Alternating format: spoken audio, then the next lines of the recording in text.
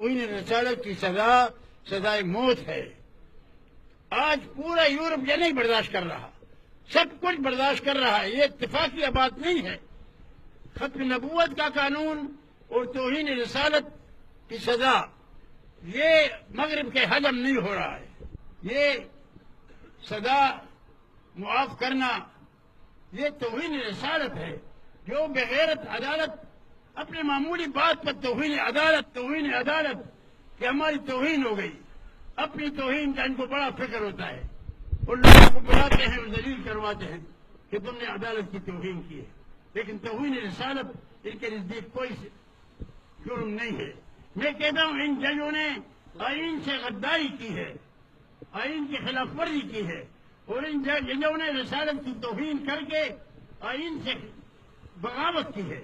میں سمجھتا ہوں کہ ان توہین رسالت کرنے والے ججوں کو نہ صرف یہ کہ معطل کیا جائے، بلکہ وہ آئین کا جو دفعہ ہے توہین رسالت کا، جس کی سزا قتل ہے، وہ سزا ان ججوں پر نافذ کی جائے۔ نعرہ تکبیر، نعرہ تکبیر، ناموس رسالت، قانون ناموس رسالت۔ جب تک ان ججوں کو توہین رسالت کی سزا نہ ہو، یہ بدبخت انسان تھا، یہ نثار ثاقب، اس نے بڑا نام کمایا تھا اور بڑے سخت اقدامات کر رہا تھا، بڑے بڑے ظالموں کے خلاف، اور بڑے بڑے چوروں کو پکڑ رہا تھا، بدراء کو پکڑ رہا تھا۔ تو ہم نے کہا یہ تو اللہ نے گویا بڑا کوئی فرشتہ بھیجا ہے، لیکن وہ فرشتہ شیطان نکلا، وہ ابلیس کا بچہ نکلا۔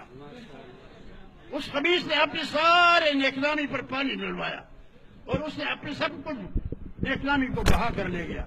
تو یہ صورتحال میں نے آپ نے شاہ صاحب سے سنا، میں عمران خان سے پچھلے دنوں ملا، تو پہلی ملاقات میں پہلی بات ایجنڈے پر میں نے یہی رکھی تھی کہ بات چل رہی ہے آسیہ کو چھوڑنے کی۔ تو آسیہ کے چھوڑنے کا مسئلہ کیا ہے؟ وہ پریشان سا تھا کہ بہت یعنی خاص وضاحت نہیں کر رہا تھا، لیکن گو مگو میں تھا۔ میں نے کہا ایسا کرو گے تو تمہاری حکومت اللہ چھین لے گا، کیونکہ میں نے نواز شریف نے راتوں رات ممتاز قادری کو پھانسی پر لٹکایا، حالانکہ پورا ہندوستان اور پاکستان کی ضرورت نہیں کر سکتا، لیکن وہ خبیث آدمی 1000 مرزائیوں سے زیادہ خطرناک تھا۔ یہ نواز شریف، یہ ہم بدقسمت ملک ہیں، جو بھی آتا ہے ہم پچھلے کو دعا دیتے ہیں۔ تو اس شخص کو کوئی پرواہ نہیں تھی امریکہ کے غلامی میں، ہمیں اتنا پھنسا دیا کہ راتوں رات ممتاز قادری کو اس نے پھانسی پر لٹکایا۔ تو میں نے یہ سارا قصہ کیا عمران خان کو، میں نے عمران کو یہ نواز شریف کا قصہ بھی کیا کہ دیکھو اب جو بھی ہو ڈٹ جاؤ، دباؤ میں مت آؤ۔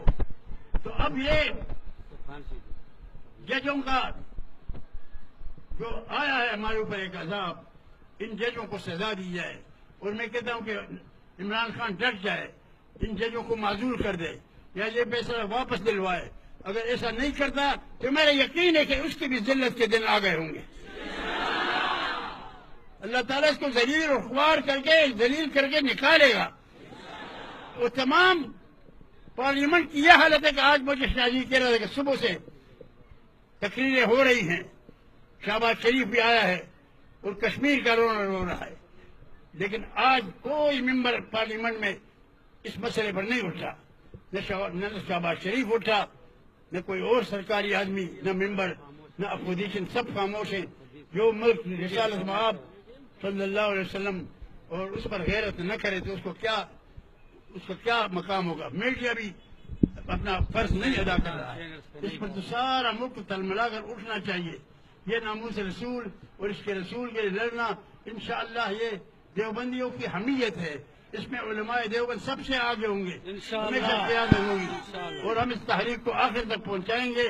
اور جب تک گویا ظالموں کو، ان ججوں کو سزا نہ دی جائے تو اس وقت تک ہم آرام سے نہیں بیٹھیں گے۔